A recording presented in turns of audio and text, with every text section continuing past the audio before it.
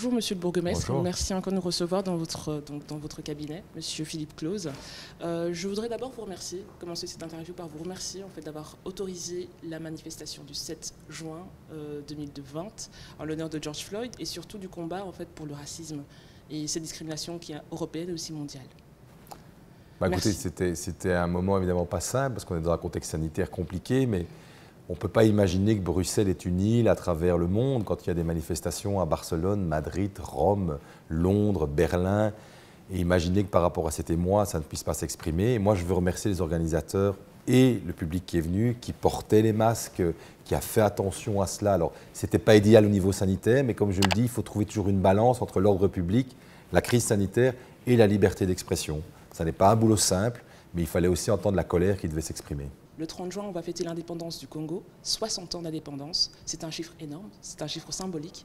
Et maintenant, donc, je voudrais savoir, que pensez-vous, en fait, vous, en tant que bourgmestre de Bruxelles, et Bruxelles est surtout aussi une ville cosmopolite. Et je voudrais savoir, en fait, dans ces 183 nationalités qui se trouvent, je pense qu'il y a aussi une belle population afrodescendante. Évidemment, oui. Et qui n'est sans doute pas toujours assez visible et présente. Je pense que si vous me demandez ce que je pense un peu du 30 juin et de cela, c'est que moi je suis né en 71, donc 11 ans après l'indépendance, et même si j'ai des liens familiaux par rapport à des personnes d'origine congolaise, c'est vrai je ressens, en tout cas du côté de Bruxelles, parfois une appréhension. On n'est pas très à l'aise par rapport à ça, on ne sait pas très bien quelles sont les démarches positives. Moi ce que je voudrais, c'est vraiment entamer un dialogue positif par rapport à ça, de dire mais ok, mais qu'est-ce qu'on fait ? Qu'est-ce qu'on fait pour parler, dans le fond, de ce qui a été notre histoire commune et qui doit continuer à l'être? Alors, pour l'instant, on sent un repli, c'est trop compliqué. On n'ose pas en parler. Or, il faut à la fois des gestes symboliques, on y reviendra, notamment sur les places qu'on a pu nommer et tout cela, mais il faut aujourd'hui travailler autrement, et travailler justement à cette inclusion collective. Parce que, je vous le dis, je ne veux pas qu'on reste dans un momentum où, en fait, on préfère ne parler de rien parce qu'on a peur de parler de tout. Mais c'est vrai que nous sommes dans un momentum particulier et compliqué. Là maintenant, en geste symbolique, je sais que vous avez érigé en fait il y a quelques années une plaquette en l'honneur de Patrice Emery Lumumba. Sur la place à peu près aussi particulière, c'est la place moitié XL, moitié Bruxelles-Ville. Je voudrais savoir si maintenant, pour vous, en visionnaire, qu'est-ce qu'on devrait mettre encore en plus comme monument symbolique, ériger quelque chose de plus, pour plus de visibilité pour cette jeunesse, oui, alors c'est vrai que moi j'avais émis les choses, ce n'était pas du tout pour gommer l'image de Patrice Emery Lumumba, l'idée c'est même pas qu'une plaque, on a fait une place. Alors certes c'est une place symbolique, mais on la voulait là et pas ailleurs, parce que c'est l'entrée du quartier Matongué, elle est très fréquentée. On va dire, mais c'est une toute petite place, mais peu importe, elle est beaucoup plus symbolique là-bas que si je l'avais mis au fin fond de Bruxelles ou dans une forêt. L'idée était vraiment d'ancrer au cœur de la capitale qu'il y a cette histoire commune avec le Premier ministre assassiné, dans lequel les autorités belges ont eu un rôle évidemment majeur. Il fallait lui rendre hommage et rendre hommage ainsi à toute la communauté afrodescendante et congolaise particulière. Maintenant, ce que nous devons penser, moi je suis plus pour avoir des sculptures que des statues. Je m'explique. Je voudrais qu'à travers l'image de Lumumba, qui peut être figuré, on exprime ce qu'il incarnait. Je trouve que par moments, on a trop cette culture juste de la statue figée. Et je pense que Lumumba, il incarnait beaucoup d'autres choses. D'abord, sur sa volonté d'émancipation des peuples, parce que vous savez, moi je suis un homme de gauche, Lumumba, ça veut dire quelque chose pour les personnes qui militent à gauche. Il avait une volonté de solidarité. Et moi, j'espère que par rapport à ce que représente pour moi le colonialisme, c'est-à-dire quelque chose qui représente le grand capital, l'asservissement d'un peuple par rapport à un autre, parce qu'il y avait aussi du colonialisme par rapport au monde ouvrier en Belgique, qui était très très dur. Et je voudrais aujourd'hui que l'on puisse affronter cela en montrant des images de solidarité et des images positives d'union entre les peuples. Oui. Et alors, comment on pourrait donc affronter ça avec une image positive d'union entre les peuples? Qu'est-ce que vous pensez en tant que visionnaire? Ce qu'on s'est dit ici, c'est que, comme vous savez que si on l'a mis à cet endroit-là, c'est parce qu'à XL, ils avaient à l'époque, dans cette majorité un peu, c'était pas évident de trouver une majorité là-dessus, voilà, pour être très clair, je ne veux pas repolémiquer. Et donc on a dit, ok, on va le faire sur Bruxelles. Maintenant, la majorité a changé à XL, et on s'est dit, mais tiens, c'est XL qui doit prendre, c'est aussi une façon positive, le leadership là-dessus pour trouver et réunir les associations, pour trouver une démarche positive. Ce que j'ai tout de suite dit, c'est que nous soutiendrons financièrement et politiquement et moralement la démarche qui sera entreprise par la commune d'XL, puisqu'on est vraiment à la frontière des deux. Et donc, je pense que les deux communes doivent, en tout cas pour cette législature, trouver un geste symbolique qui marque cette entrée du quartier Matongué, qui est situé sur Ixelles, mais dont l'entrée est sur Bruxelles. Donc vous lancez un appel au cercle associatif et de voir à proposer des idées pour un projet commun finalement. Ben, Monsieur Doulkeridis, le bourgmestre d'Ixelles, en a déjà parlé, mon collègue Béa Diallo aussi, donc on est totalement ouvert là-dessus, mais on voulait montrer que Ixelles n'était pas isolé par rapport à ça. Il y avait une vraie volonté politique, parce que c'est de la politique ici, de dire aussi, mais nous assumons cette place Lumumba. Bruxelles a fait le premier pas, Ixelles est là.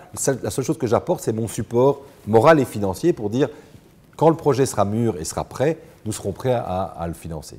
On appelle vraiment aux associations de se motiver et de la place Lumumba, elle est née du combat des associations. Objectivement, j'étais au bon endroit au bon moment, comme on dit, j'ai réussi à faire l'accord politique, mais c'est un combat de plus de 10 ans des associations. C'est elles qui ont réclamé cette place Lumumba. Et ils n'avaient d'ailleurs pas défini à quel endroit spécifiquement. C'est parce qu'on s'est dit, mais tiens, il y a une zone où on peut le faire très très vite, parce qu'en fait, ça s'était décidé en 2 mois. Et qu'on a trouvé cette zone qui en plus avait une symbolique extrêmement forte, puisque c'était l'entrée du quartier Matongué. Mais il faut d'abord rendre hommage aussi à toutes les associations qui, pendant plus de 10 ans, se sont battues pour qu'il y ait cette présence de Patrice Emery Lumumba, mais surtout cette présence de la diaspora congolaise et du Congo dans un quartier très symbolique. Ok. Alors, je vais vous interpeller à peu près pour une association particulière, Change ASBL. Oui, tout à fait. C'est un acteur actif depuis plus de 7 ans dans tout ce qui est tissu social et surtout auprès de la jeunesse. Ils ont fait plusieurs actions. C'est une association qui porte aussi le leadership de la population congolaise. Donc, c'est pour ça que le 30 juin, pour nous, c'est très important. C'est une fête nationale importante et cette année-ci, 60 ans, c'est un chiffre rond, mais aussi symbolique. Qu'est-ce que vous pensez en fait de l'ASBL Change que vous avez porté et soutenu pour la marche du 7 ? Comment en fait voyez-vous cet acteur actif et que souhaiteriez-vous à cette association ? Je leur souhaite de rester déterminés comme ils le sont. Yeah. Donc ce sont des gens qui ont, je les ai vus, ils ont un combat qui me semble juste. Après c'est leur combat, ça n'est pas à moi à l'intégrer, mais quand je peux le soutenir, je le soutiens. Mais surtout, je pense que ce sont des gens intègres. Ce sont des gens qui ont une volonté de faire bouger les choses et qui ont compris aussi que même s'il ne fallait pas, il fallait absolument résoudre tout ce passé de lequel on ne travaille pas, l'important c'est aussi de regarder l'avenir, la façon dont on travaillait sur la jeunesse, la façon dont on travaillait sur la façon de rapprocher les peuples. Parce que je vous dis aujourd'hui, malheureusement, je trouve qu'entre la Belgique et le Congo, les rapports sont très compliqués et du coup personne n'ose bouger. Et je pense que des ASBL comme Change doivent permettre justement de faire bouger les lignes, comme on dit. Et donc c'est pour ça que moi je réponds toujours à leurs interpellations pour voir ce qui est possible, dans mon rôle de bourgmestre, qui n'est pas le même évidemment que celui d'un administrateur ou d'un membre de Change, mais je pense qu'on a besoin de ces associations qui font avancer les lignes et qui font réfléchir notre jeunesse.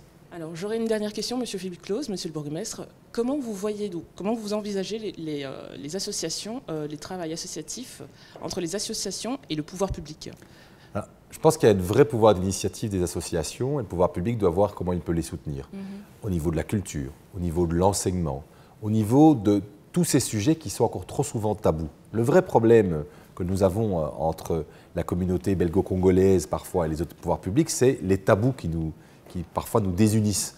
Moi, je voudrais que ces tabous explosent et qu'on ait vraiment un grand débat. Je soutiens complètement la démarche qui est partie à la Chambre d'avoir une commission vérité et réconciliation. J'en attends beaucoup, parce que je ne voulais pas que chacun y aille de sa propre initiative. Je pense que ça aurait été un très mauvais signal, même si c'est vrai que c'est la ville de Bruxelles qui a lancé cette idée de la place Lumumba, c'était important, mais maintenant il faut que ce soit une réflexion nationale pour qu'on puisse retravailler. Et une deuxième chose, je sais qu'il y a une frustration dans la jeunesse belgo-congolaise d'invisibilité. C'est une communauté qui n'est pas assez visible, qui demande cette visibilité, et elle y a droit. Tout comme les communautés qui existent sur notre territoire, mais je sais que souvent, il y a cette frustration qui existe dans les populations d'afrodescendance. Je veux leur dire que leur visibilité, moi je suis prêt à leur offrir. On l'a fait pour plusieurs événements, et il faut continuer à le faire. Et quand ils auront des bons projets, et ils en ont beaucoup dans le stock, on sera là pour les soutenir. Merci. Vous savez que votre message sera porté jusqu'à Kinshasa ? Parfait. Donc ce sera un message qui fait un point. Il faudrait que j'y aille un jour. Je n'y ai jamais été. Je vous souhaite d'être invité par la gouvernance là-bas. Ce sera un pont en fait entre la Belgique, Bruxelles, capitale de l'Europe, avec Matongué, et un pont entre Kinshasa, Matongué là-bas et le Congo. Donc votre message sera porté jusque là-bas. Tout à fait. Change ASBL se porte garant de ce dialogue, merci à vous. De cette réconciliation fraternelle entre les deux pays. Merci à Change ASBL qui continue leur travail, il est important. Merci. Merci. Merci, monsieur.